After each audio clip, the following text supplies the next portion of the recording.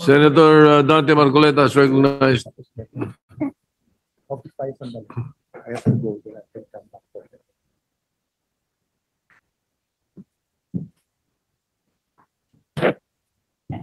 Maraming salamat po, Mr. President.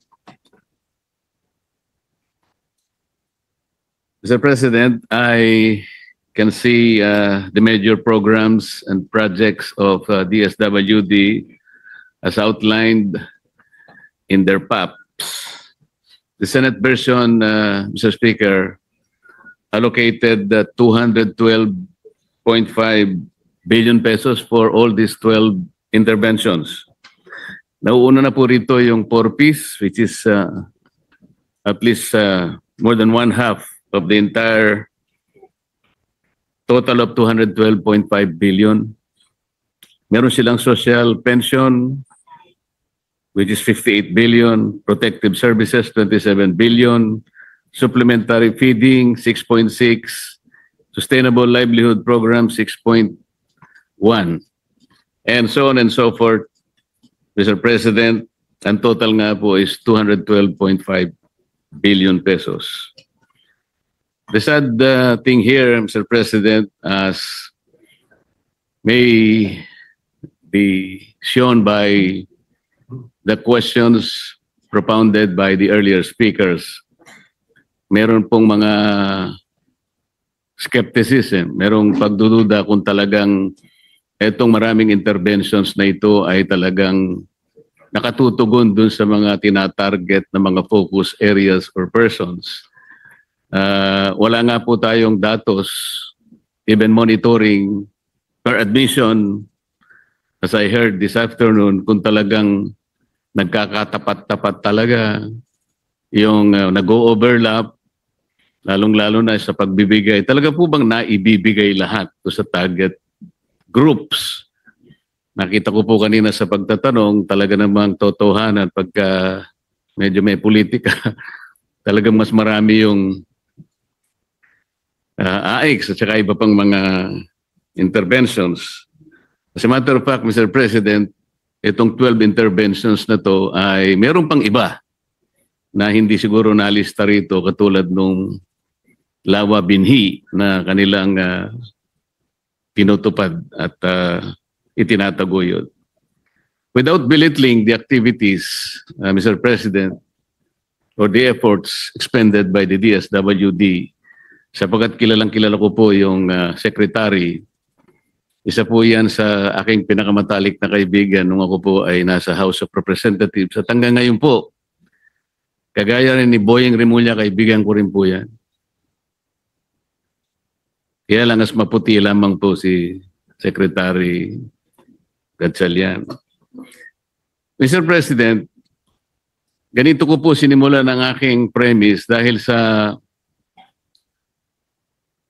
ako po ay may pagdududa rin kung talagang napupunta sa lahat ng mga targeted individuals or groups itong napakarami pong interventions na kung talagang natugunan lahat, hindi po sana magkakaroon ng mga surveys na kagaya po ng babanggitin ko sa inyo. Halimbawa, Mr. President, noong 2022, ang sabi po sa mga surveys, yung pong nagsabing sila po ay kasama sa mga mahihirap na pamilya ay 48%. Sa mga tweet, halos kalahati po ng pamilyang Pilipino ang nagsabi, kami po ay mahirap. 2023, Mr. President, ganun din po 48% ang nasasabi sa survey. Noong 2024, last year, Mr. President, 57% pa nga po. At ngayon po, September 2025, hindi pa po natatapos ang taon, nasa 50% na po nagsasabi na kami po ay mahirap. Katumbas po halos, Mr. President, ng 14.2 million families. If we assume, Mr. President, that each family is comprised of about 5 members, this is easily between 25 to 30 million poor Filipinos telling themselves that up to now we're still poor. So, Sabi ko nga po, hindi ko po kinu-question ang validity po ng lahat ng mga interventions na ito at lalong hindi ko po kinu-question ang nobility and even the efforts na ginagawa po ng Department of Social Welfare. Pero kung totoo pong ganun nga ang ating pinagsisikapang puntahan, napakarami po nito. Halos ito po ay 12 pantulong socio-economic programs. Bakit ganito po ang hinaing ng ating mga kababayan hanggang ngayon? Halos kalahati ng pamilyang Pilipino ay hirap pa rin. So ibig sabihin po, Mr. President, talaga pong dapat merong siya sa atin. Dapat siguro ay i-review nating mabuti kung saan sumasablay, kung nasaan ang problema, Mr. President. Tama po ba yung assumption ng representasyong ito, Mr. President?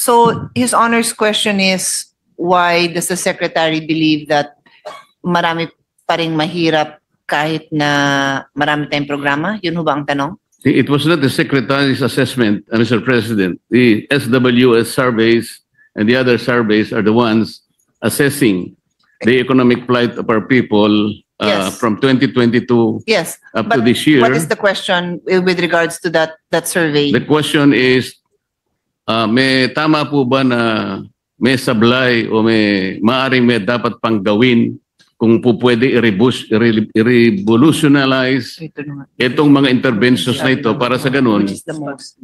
ay hindi po ganito ang naririnig natin na hinain ng ating mga kababayan. Hindi po maliit na bilang ito.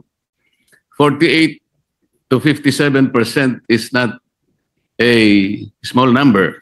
This constitutes, Mr. President, 14.2 million families. At ito pa po ang masakit, Mr. President.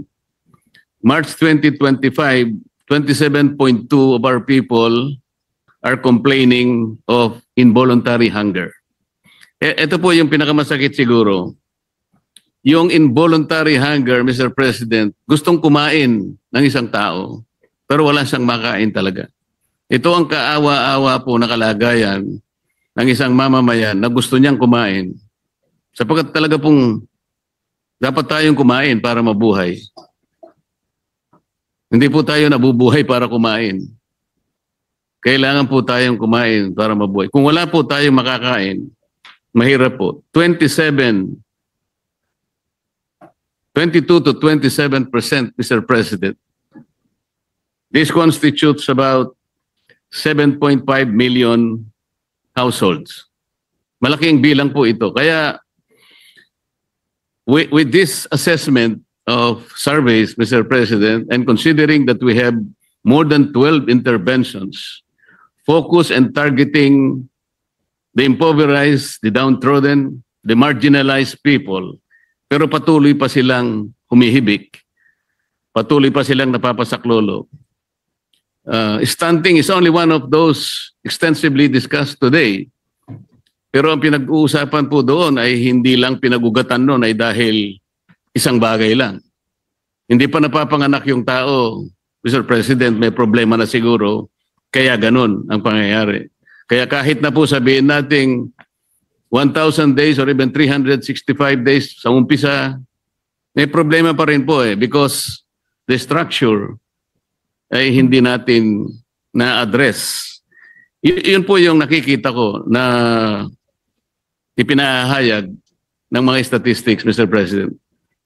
So the question is the observation valid, Mr. President? The observation that was shared by His Honor is something that has been brought to the attention of the Secretary, and precisely why in the previous interpellation they have pointed out that upon the instructions of the President, they're commissioning a study to see which of these intervention address poverty the most effectively. So I believe in a nutshell that captures His Honor's concern kasi sabi ng ating kasamahan, sa dami-dami ng program, bakit ganito pa rin ang pakiramdam ng mga Pilipino? So the best thing to do is to conduct this study to find out which programs are effective and which programs are not effective. In the earlier interpellation with Senator Alan, I also pointed out that I personally believe that some of these programs may be very effective, but lack of funding may not give the results, the desired results. So we can also look at increasing the funding for these programs. And I'm specifically referring to the 1,000 days kasi ang intervention doon is just 350 pesos. So kung buntis ka, hindi naman baby yung pinapakain mo, nanay ang kakain nun. So 350 pesos a month is 10 pesos additional a day. And we all know that that is not a huge amount. So for this representation, that could be an effective intervention. And then regarding His Honor's data on involuntary hunger, that is also very valid. But the DSWD also launched a program, yung Walang Gutom, and from there they saw a drop of about 4% of those who consider themselves hungry versus not hungry. 4% ang drop. It's still a long way to go. It's not, our work shouldn't stop there, but it seems that itong Walang Gutom project is somehow effective. Mas malaki din yung amount nito, it's 3,000 pesos.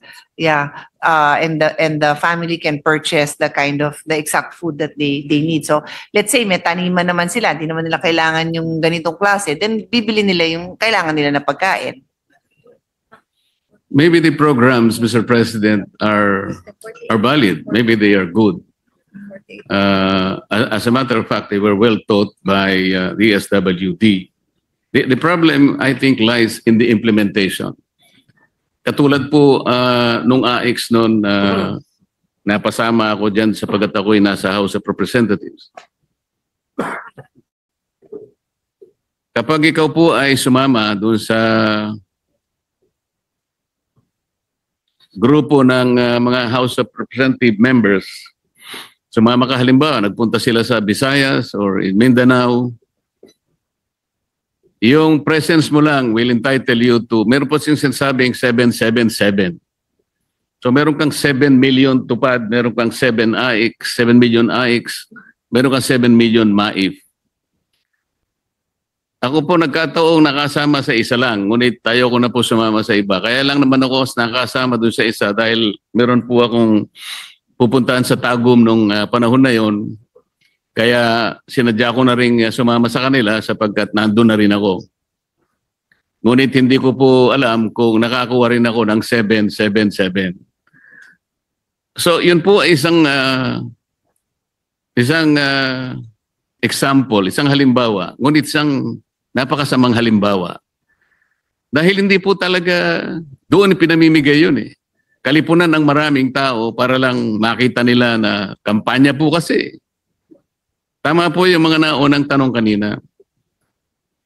Hindi natin malaman kung talagang napupunta sa mga tao yung nilalayon ng bawat programa na nakalinya.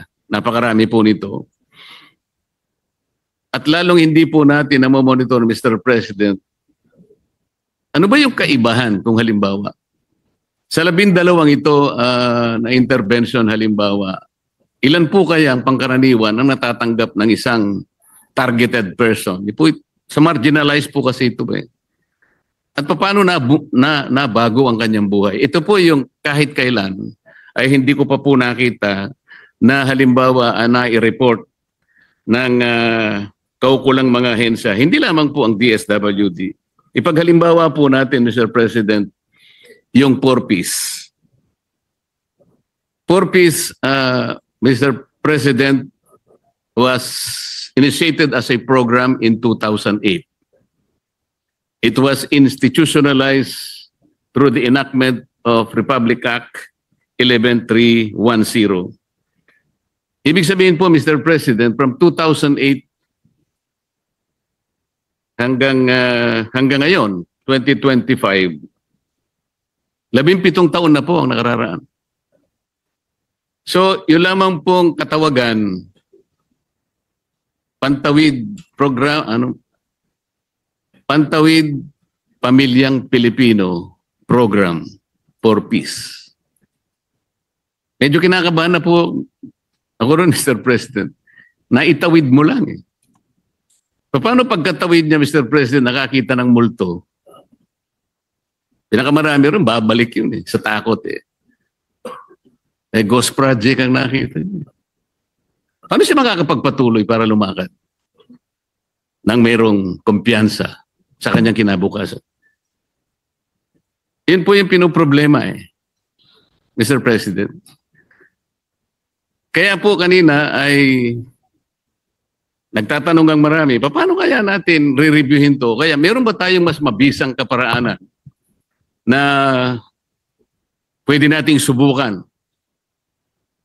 Para sa ganun ay malaman naman natin kaysa ipagpatuloy natin ang napakaraming mga intervention sa matagal na panahon, ngunit patuloy pa rin nagsasabi ang mga kababayan natin, nakaranas po ako ng involuntary hunger. Ang tingin po sa sarili ko ay mahirap pa rin ako. Hanggang ngayon eh. Mr. President, sangayon po sa World Bank, ang China po, this is a World Bank report. Ang China po, Mr. President, was able to lift or liberate 800 million poor Chinese from 1978 to 2018, or a period of 40 years. Ang ibig sabihin po noon, Mr. President, China was able to liberate an average of 19 million poor Chinese people per year. 19 million impoverished Chinese people were liberated. Ito po yung report ng China. Nung tinignan ko po, there are two pillars of approach na ginamit ng China. Ang isa po ay to open new economic opportunities and raise average incomes. Kapag wala pong economic opportunities talaga, and you are unable to raise the income of an average family, lalo na po yung mga impoverished and marginalized, kahit anong gawin mong intervention, hindi mo talaga sila maliliberate. Ang pangalawa po nila, yung recognition that targeted support was needed to alleviate persistent poverty. Ito po ngayon ang ginagawa ng DSWD. Yung targeted intervention lang. Kasi po yung sinasabi nila, areas disadvantaged by geography and lack of opportunity, and later on, targeting individual households. So bago po nila ginawa yon, talagang China was able to raise the average income of their poor families. Without which, yung intervention hindi nila magagawa. And then in 2021, President Xi Jinping, Mr. President, also declared that China has achieved another miracle of eradicating extreme poverty in their country over an 8-year period. So, ibig sabihin, 2021, sinabi niya, 100 million people have been lifted out of poverty. 8 years lang po ang ginamit niya, Mr. President, or an average of 25 million poor Chinese. Doon sa report ng World Bank, 19 million poor Chinese. Bakit ko po dinidistingue ito, Mr. President? And I can even emphasize the importance of this. Kasi po, kung 19 million poor Chinese po ang na-liberate, napag-graduate ng China, magagawa rin po natin eh. Kasi tingnan po natin, Mr. President, ang poverty incidence rate po natin in 2024 is 15.5%. That comprises 17.5 million poor families. 17.5. ginamit po natin na base 112 million Filipinos in 2024. Sabi po ng Population Commission, today, 2025, estimated population of our country is 114 million Filipinos. So applying the poverty incidence rate of 15.5%, that will be 17.17 million Filipinos. Kung gagawin po natin ang ginawa ng China, Mr. President, we can wipe out poverty in this country in 1 year. Why? 19 million poor Chinese po ang nag-graduate nila eh. Eh, ang mahirap lang natin is 17.7 million, assuming that this is correct. Why don't we do a Chinese miracle? Kesa naman sa, ang purpose po, 17 years na po eh. Pumasok po ako sa Congress, House of Representatives in 2004. 4 years later, doon ko po nakita ang purpose, 2008. Hanggang sa mag-graduate po ako, hanggang ngayon, we're still struggling and grappling about the ways we can help our people, especially the marginalized ones.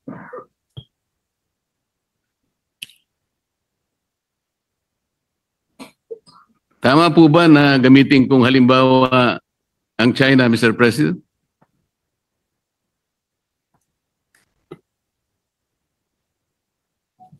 Maganda hong tanong yon kasi nag-compute din po ako. Gusto ko rin naman ho na ma-eradicate yung 17.7 million Filipinos natin living in poverty. Pag ginamit ho natin yung model ng China, talagang kaya ho yun. But our population is not 1 billion. Our population is 112 million. So if you look at that ratio, what China was able to achieve, and I just randomly pulled out a number of 1 billion yung population nila within the earlier time frame that His Honor gave, 1978 to 2018. In the early years, it was 1 billion. Later on, it increased to 1.43 billion. Less than 2% po ang 19 million per year. It's great. It's great. It's nice to have a target, but I don't know if we can actually say that their program was better than ours kasi magaganda din naman ho yung achievement natin. Not in any way to say that this is enough. There is so much more we need to do. Even the Secretary acknowledges that. Pero ito naman po ang tingnan natin na accomplishment po ng 4Ps. 1.44 million household exited from 2022 to 2025. Ibig sabihin, naka-achieve na sila ng self-sufficiency kasi the intervention of 4Ps was to change behavior, to make the parents raise their child in a healthy environment, going to the health center and going to school. So 1.44 million naman ang napa-exit natin. So I would say that's about 1.27% of our population. 12.21 million ang elementary graduates po natin dito. So malaking percentage din yan. 4.55 million ang high school graduates. 39.88,000 board examination passers and 116 top-notchers. Ito po yung mga pamilya na walang college, walang nakatungtong sa college. So for me to see this, tumataas po yung balahibo ko na kahit papano nakapag-graduate hindi lang ng high school pero pumasok pa sa mga course na may board exam at may nag-top-notcher pa. And then 2.44 million have graduated to the Sustainable Livelihood Program na ito ay kadikit ng 4Ps para matuloy-tuloy nila yung good habits na inumpisahan nila at may kabuhayan na sila ngayon. So I would say, Mr. President, there's much more that we can achieve. Sana mas maganda pa yung mga numbers. The good news is I think we have a team here headed by the Secretary that, is not settling for these numbers. They want to achieve more. And that is why they have a study that I had already mentioned a couple of times that will help them determine which are the most effective programs or which programs in combination. The 4Ps, they also have validation of this program, that this program is effective. Pero gusto pa nilang malaman na ano pa bang pwedeng improve pa? What programs should be eliminated? What programs can be combined for the most efficient use of funds to address the needs of these poorest of the poor, Mr. President? So, short answer to your question, maganda talaga yung model ng China. I think we can do our part in trying to have that target of alleviating these people out of poverty. Pero tingin ko maganda rin yung mga nakita nating data kasi we can also see what happened to them, what happened to the children who fall under those programs. Yes, Mr. President, as I have said, there is no way to belittle the efforts of DSWD. I think we can thank them for what they are doing for our people. They've been there for quite some time, and they're everywhere whenever the services are needed. Ang sinasabi ko lamang, Mr. President, is the China model is something that we should also take advantage of. Ma-review man lang natin. Kasi yung una po nilang ginawa ay to raise the average income of their poor people. Ibig sabihin, kapag hindi po natin nagagawa, no matter how much intervention we can do or we will do for them, hindi rin siya magiging sapat or significant para sa ganon ay makabawi sila talaga ng lubos-lubusan. Kaya nga po yung approach ng China from 800 million in 40 years, that's an average of 19 million Chinese liberated from poverty. Sana magawa natin yon kung halimbawa makuha natin yung sinasabi nilang economic opportunity that can eventually raise the incomes of these marginalized Filipinos. Talagang yung pantulong na lang na interventions, yung makakabawi silang talaga. But until and unless we're able to raise their plight, their economic plight, to the extent that they are able to get an income na makakasapat po sa kanilang pangangailangan, kahit ano pong intervention ng gawin natin. Ito po yung nakita ko sa Chinese model. Kaya po, pupunta po ako sa aking pangalawang suggestion. During the briefing of the Department of Finance, Mr. President, naimungkahi ko po na pwede siguro nating pag-aralan, let's do away with all these subsidies. Nung briefing na yun, Mr. President, I was using the example of the 2025 budget where I was able to compute subsidies coming from, let's say, AIX, TUPAD, MAIP, PORPIS, etc. I was able to compute the sum total of 194 billion pesos. Parang kapareho din po ngayon, Mr. President, kung titingnan po ninyo yung 12 interventions hanggang dun sa pang-8, yung walang gutom 2027, 194 billion pesos na po yun eh. At ang total, kagaya nga ng aking nabanggit na 212 billion pesos. In that briefing, Mr. President, hypothetically, sinabi ko, if we can eliminate the subsidies, palitan na lang natin ang isang proposition like all households consuming 200 kilowatt hours per month. Ilibre na natin yon. Kinukwento ko po, Mr. President, yung pong 200 mga families na nagkukonsumo ng 200, average of 200 kilowatts per hour pababa. Nandyan po yung pinakamahirap. Easily you can establish 4.5 million families there. Kapag ganun po yung approach na ginawa natin, depending on the price of electricity, let's say between let's say 10 to 12 or even 15 pesos per kilowatt hour, like in most electric cooperatives in our country. Palagay ko, ang magagasta lang ng gobyerno is between 100 to 120 billion pesos. What is the advantage, Mr. President? The advantage is dire-diretso po sa kanila. Walang corruption. Walang namimili lang. Hindi politiko yung pupunta ron. Hindi yung pasikat lang siya. Dito po, dire-diretso. Let's say, 2,500 ang natipid niya sa kanyang kuryente because it is a subsidy. Sa kanya po yun. Bahala na po siya ngayon magpundar ng pangangailangan ng kanyang pamilya. Hindi kagaya ngayon po, napakaraming intervention. Maring po, nagkakadoble-doble. Yung iba hindi natin na-monitor. Yung iba napupunta kung saan lang. Ito po, dire-diretso sa household. So, less corruption, walang pasikat.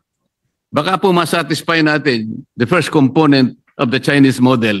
Yung sinasabi niyang economic intervention that will to the extent of raising the family income. Ito po kasi 2,500, palagay mo. Ang laking bagay po nun sa individual household. Yung mahihirap po talaga. Yun po sana yung gusto kong i-propose at maaaring hindi natin magawa ngayon, but we should be able to maybe study it further, Mr. President. Kasi po, initially, sabi sa akin ni Secretary Recto, I can recall him. Nung sinabi ko po sa kanya, nakangiti siya, masaya ang kanyang mukha. Sabi ko, Mr. Secretary, mukhang hindi ka kukontra, sabi. Sabi niya, hindi ko kukontrahin yan, parang maganda. Gusto mo, dagdagan ko pa eh. So, there are some merits in this kind of proposition. Kasi dito po sa maraming interventions, napakahirap pong mag-monitor talaga. And I think even the Secretary, siguro halos hindi na natutulog para lamang makita niya talaga ng lahat ng ito ay napupunta sa dapat mapuntahan. At makita niya rin na nagkakaroon ng bunga yung kinapuntahan ng mga pera and services and interventions na nababanggit lahat dito. So dire-diretso po sa pamilya. Wala pong corruption yun eh. Zero corruption. Is it worth reviewing or considering, Mr. President? Definitely, Mr. President, the Secretary said they will study it, and even this representation as Chairman of the Committee on Energy, I have mentioned to His Honor that we are very happy to study that measure. It sounds like a very positive measure that would really benefit the Filipinos. Thank you.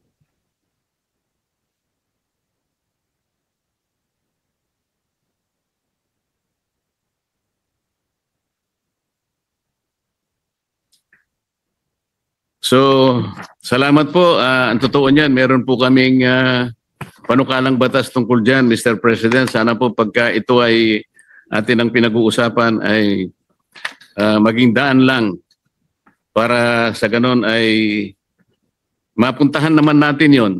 Baka sakaling ito po yung hinahanap nating isa sa milagro na ginamit po ng China, Mr. President. Kasi po sa ngayon, napakahirap po talaga. Yun lang pong paghingi ng nagkataon po kasi na ang dami pong binaha. Isa po ako sa talagang gusto rin makatulong sa constituents natin kaya napilitan po akong lumapit sa Department of Social Welfare and Development kasi mabilisan po yun. Napakahirap naman po sapagkat marami ring pumipila. Yung ibang nakuha po namin, ang sabi nila, bakit ka ako parang antagal natin? Kasi po, binebet pa po namin. Iba po kasi nagko-complain, yung mga tuna products po, may parang iba, bulok na po kasi. Sino po ba yung nagbe-bet nun? Pati nga po yun, yung pagre-repack lang, isipin po natin, napakalaking organization ang kakailanganan nyo. Bibili kayo, magpo-procure kayo, i-repack natin. Doon pa lang sa pagre-repack po, ilang milyon po, ilang bilyon po ang ating gagastusin dyan. Samantalang kung diretso na po yung 2,500 sa household, siya na po ang bibili ng pangangailangan niya. Kung ilang pirasong sardinas ang gusto niyang bilhin, nasa kanya na yun. Doon siya bibili ng gamot. Eh yung pong nakuha ko pong Ayoko na pong kunin dahil nung makita ko po yung non-food items po, lalo na po yung, pasensya na po, yung mga undergarments po, underwear. May nakita po ako, sabi ko, paano ko ibibigay ito? Napakalaki. Sa size po ng Pilipino, palagay ko po, wala pong makapagsusuot nun eh. Siguro po kung yung mga wrestler po, pwedeng isuot po nila yung, iba po naman napakasikip. Yung iba naman po napakadipis. So sino po ba yung, so ito lamang po eh. Ayoko na pong bumati o bumasi sa ganitong mga pagtatanong. Pero dun pa lang po malaking problema na eh. Yung procurement lang po, intervention lang po ito eh. Para bumili ka, i-repack mo at ipamigay mo, ilagay mo po sa mga bodega. Ang dami pong organization, ang daming effort, ang daming man hours, ilang pong tao ang gaganap nito. Kaya po siguro hindi nagiging masyadong effective kahit na napakaganda po ng programa. So salamat po Mr. President. Naihayag ko po yung maaring alternative na pwede nating gawin.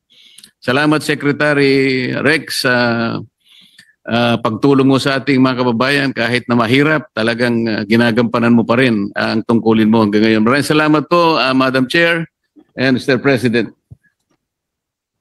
Thank you to the Senator from Tarlac for your questions and concerns.